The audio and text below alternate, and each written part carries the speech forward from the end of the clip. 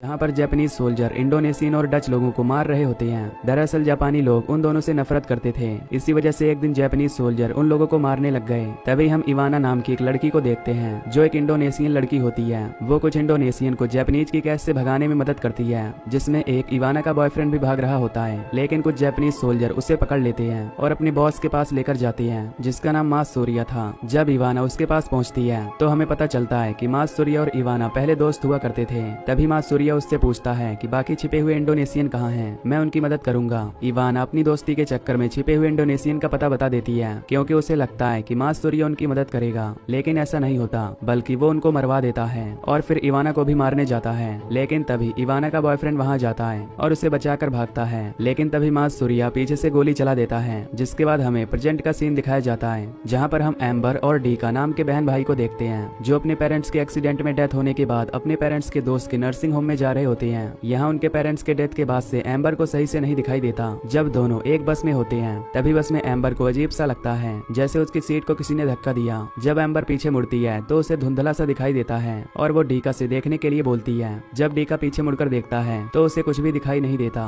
फिर एम्बर उसे अपना भ्रम समझकर भूल जाती है और थोड़ी देर बाद वो उस लोकेशन पर पहुंच जाते हैं, जहां एम्बर अपने बचपन के दोस्त ऑगस्ट और उसकी मॉम से मिलती है। जिस नर्सिंग होम में एम्बर और डीका आए थे, ये वही नर्सिंग होम था जहां 1943 में इवाना को मारा गया था। अंदर आने के बाद एम्बर ग्रैंडमा और ग्रैंडपा से भी मिलती है, जिसके बाद ऑगस्ट उसे पूरे घर को दिखाने लगता है, जहां वो ऑगस्ट की गर्लफ्रेंड रीना और ग्रैंडमा के पोते आर्थर से भी मिलती है। दरअसल वो सभी 2 दिन बाद होने वाले ईद सेलिब्रेशन के लिए वहां रुके होते हैं। ऑगस्ट एक एक करके एम्बर को सारे कमरे दिखाने लगता है और कमरों में लगे रेडियो को भी दिखाता है। वो उसे बताता है कि ये सभी एक दूसरे से कनेक्टेड हैं, इसलिए किसी भी प्रकार की मदद पड़ने पर तुम इस रेडियो के द्वारा किसी को भी यहाँ बुला सकती हो। इसके बाद हम नर्सिंग होम के बाहर का सीन देखते हैं, जहाँ सभी लोग आपस में एक गेम खेल रहे होते हैं। तभी डीका का एक टॉय पास के एक केबिन में चला जाता है, जिसे लेने के लिए वहाँ आर्थर डीका साथ में जाते हैं, जिसके पीछे वहाँ एम्बर भी आ जाती है और वो गलती से एक टूटे हुए वुड के फ्लावर पर पाँव रख देती है, जिससे वो एक बेसमेंट हॉल में जाकर गिर जाती है। उसके पीछे पीछे आर्थर और डीका भी आ जाते हैं। उस हॉल के अंदर जब वो देखते हैं तो एक बड़ा सा बॉक्स और एक स्टैचू होता है, जिसका सर कटा होता है। वो तीनों उस बॉक्स को अपने साथ ले आते हैं और फिर उस बॉक्स को खोलते हैं तो उसके अंदर पुराने पेपर और एक ग्रामोफोन का कैसेट भी मिलता है। फिर डायरी पढ़कर ग्रैंडपा फर्द ये बताते हैं कि ये डायरी इवाना नाम की एक लड़की की थी, जिसके भाई की और उसकी माँ की डेथ हो गई थी। यहाँ पर इन्हें यह भी पता चलता है कि इवाना यहाँ पर जापानीज लोगों के लिए एक कंफर्ट जोन हुआ करती थी। उसके बाद आर्थर उस कैसेट को प्ले करता है, जिसकी आवाज सुनकर सभी को काफी ज्यादा रिलैक्स फील होता है और सभी डांस करने लगते हैं। वो इस डांस में इतना ज्यादा खो जाते हैं कि उन्हें टाइम का भी पता नहीं चलता। खैर, इसके बाद जब वो सोने जा रहे होते हैं तभी वहाँ की लाइट चली जाती है। तभी आर्थर खिड़की से देखता है तो बाहर तूफान भी आ जाता है और ऊपर से लाइट भी जा रखी थी।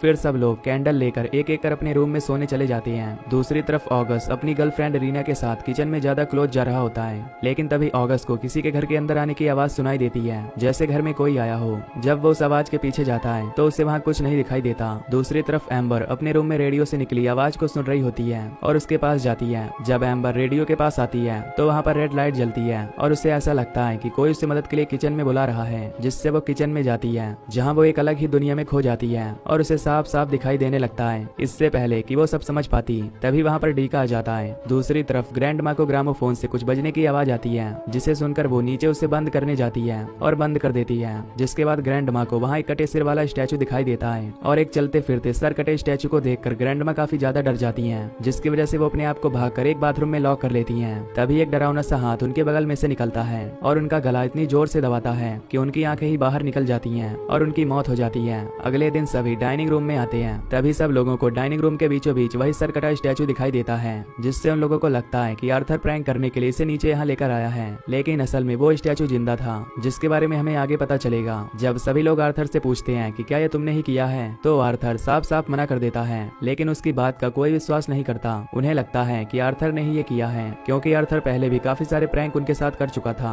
दूसरी तरफ एम्बर अपने रात में हुए उस सीन को लेकर बहुत ही परेशान होती है और वो ग्रैंडपा फर्द को वो सारी बात बताती है कि जब से उसकी आंखों की रोशनी गई है तब से उसे वो सब चीज दिखाई देती है जो असल में नहीं होती, और वो उसे अपनी रात की बात बताती है। इसके बाद ग्रैंडपा बताते हैं कि इवाना की भी डायरी में ये सब थी, क्योंकि जो चीज तुम्हारे साथ हो रही है ये इवाना के साथ भी हुआ करती थी। और ग्रैंडपा उसे बताता है कि जो सब तुमने रात को देखा वो उस डायरी में भी लिखा हुआ था, जिससे कि एम्बर को भी विश्वास हो जाता है कि जो उसने रात को देखा वो उसका भ्रम नहीं था। उसके बाद सभी लोग ब्रेकफास्ट करने के लिए टेबल पर आते हैं, जहाँ उन सबको ग्रैंडमा नहीं दिखाई देती। ग्रैंडमा के दिखाई न देने पर सभी लोग ग्रैंडमा को ढूंढने लग जाते हैं। एम्बर ग्रैंडमा को ढूंढ ढूंढते ढूंढते बाथरूम की तरफ चली जाती है और उसको साफ साफ न दिखने की वजह से वो ग्रैंडमा की बॉडी को फील करती है और टच करती है। तब उसको लगता है कि सिर्फ बॉडी बॉडी है और ऊपर गर्दन गायब है, जिसकी वजह से वो तेजी से चिल्लाती है। तभी सब लोग बाथरूम की तरफ आ जाते हैं। जब वो सब लोग बाथरूम में ग्रैंडमा की बॉडी को ऐसे पड़े हुए देखते हैं तो उनको लगता है कि ये काम किसी आदमी का ही होगा और तभी वो पुलिस को फोन कर देते हैं। इसके बाद पुलिस वहाँ आती है तो वो ग्रैंडमा को इस तरह मरा हुआ देखकर बहुत ज्यादा डर जाते हैं और उन्हें अजीब फील होता है क्योंकि उनकी गर्दन पूरी शरीर से अलग होती है और बाथरूम में चारों तरफ खून ही खून होता है। पुलिस अकेले कुछ न कर पाने के कारण अपनी टीम को बैकअप के लिए बुलाती है, लेकिन खराब नेटवर्क की वजह से वो वहाँ पर ऐसा नहीं कर पाती। उसके बाद हम घर में देखते हैं जहाँ सब लोग आराम से बैठे ही होते हैं। तभी ग्रामोफोन बजने की आवाज आती है। तभी एम्बर उसे बंद करने के लिए वहाँ जाती है,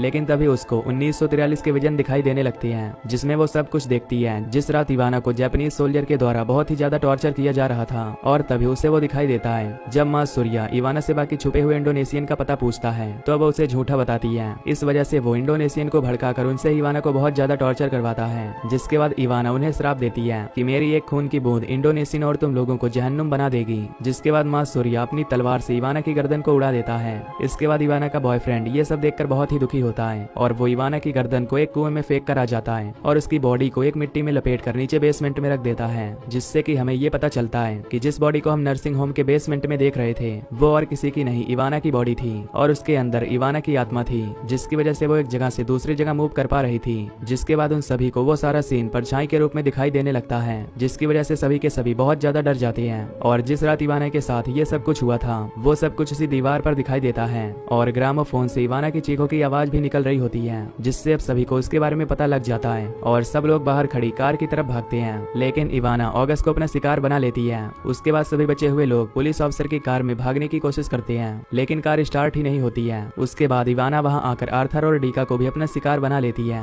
और कहती है कि मुझे मेरी गर्दन वापस चाहिए। उसके बाद सभी लोग प्लान बनाते हैं और बोलते हैं कि वो उस स्टैचू को टुकड़े टुकड़े कर देंगे और पास के कुएं में डाल देंगे और उसमें आग लगा देंगे, जिससे कि इवाना का सर और उसकी बॉडी एक साथ हो जाए और वो जलकर खत्म हो जाए। इससे उन्हें लगता है कि ऐसा करने पर शायद उसकी आत्मा को शांति मिल जाएगी। फिर सब लोग बेसमेंट की ओर जाते हैं। पुलिसमैन इवाना के स्टैचू को टुकड़े टुकड़े करके कुएं में डाल देता है। जिसके बाद एम्बर कुएं में आग लगाने के लिए लाइटर ढूंढ रही होती है। इतने में ही वहाँ पर इवाना की आत्मा आ जाती है और वो दोनों एम्बर और डीका दोनों का ही गला दबाने लगती है और वहाँ पर बची ईदा कुलाड़ी से उसकी आत्मा पर वार करने लगती है, जिससे कि वो तीनों के तीनों उसी कुएं में गिर जाती हैं। कुएं में गिरकर एम्बर बहुत मुश्किल से अंधेरे में लाइटर को ढूंढने की कोशिश करती है, लेकिन वहाँ इवाना की आत्मा एम्बर को मारने की कोशिश करती है। लेकिन दूसरी तरफ डीका जल्दी से लाइटर ढूंढकर वहाँ पर इवाना की बॉडी में और उसकी गर्दन में आग लगा देता है, जिससे कि वो बॉडी जल जाती है और इवाना की आत्मा भी वहाँ से गायब हो जाती है और दोनों भाई बहन बच जाते हैं। अगले सीन में सुबह हो जाती है और हम देखते हैं कि बचे हुए सभी लोग उस घर से जाने की तैयारी कर रहे होते हैं। तभी एम्बर को एक तस्वीर दिखाई देती है जिसके अंदर इवाना की बहन एलिजाबेथ और भाई डीनस होते हैं। जब एम्बर फोटो को पीछे की तरफ से देखती है तो उसके पीछे उन तीनों के नाम भी लिखे होते हैं और इवाना के भाई बहन के साथ क्या हुआ था ये हमें नहीं पता चलता। तभी वो उस तस्वीर को और वो बुक जिसमें इवाना की पूरी कहानी होती है उसको अपने साथ लेकर हमेशा हमेशा के लिए वहाँ से चली जाती है। शायद वो उन दोनों के बारे में भी जानने की कोशिश करेगी। इसके बाद हम कमरे में उस ग्रामोफोन को दोबारा से बजते हुए देखते हैं। इसका मतलब कि यहाँ पर अभी तक पूरा मामला सही नहीं हुआ था। खैर हमें अभी तक ये नहीं पता चलता कि इवाना के भाई बहन उन दोनों के साथ